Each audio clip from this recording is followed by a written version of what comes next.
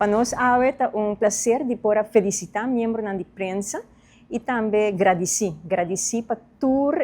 o momento que nós colaborar com nós, a mensagem que nós ajuda a nos transmitir e também agradecer para o diálogo que nós provocar também, que também está sano de uma comunidade onde a comunidade tem pensamento sempre referente ao turismo. A maioria da nossa comunidade está contente, mas tem reto, tem desgosto também e nós não está ignorante para que isso aqui. Agora, nós tomamos tempo para seguir equipar nos colaboradores no mundo de prensa para ter a informação correta e ajudar nós também nesse sentido. O ênfase nós põe a ver o hecho que a ATA cambia durante o ano,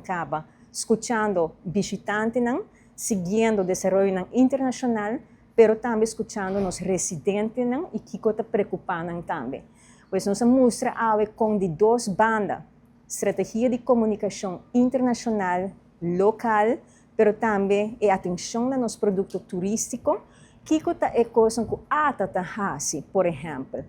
realizando com os nossos turcos, realizando que o turismo toca assina picos e pensei também subrayando através do hecho que é bienestar de nosso turismo, nós mesmo cuida, nós estamos vendo hopi bom relativamente, não me está ignorante disso aqui tampouco, agradecer para isso aqui, saco tem hopi reto,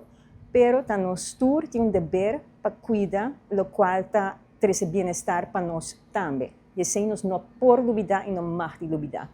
Pero de nós banda, nós estamos mais agradecidos e felicitar tour esnang que elaborado em mundo de prensa e acaba de para a fecha que comemorar essa aqui que prome de setembro.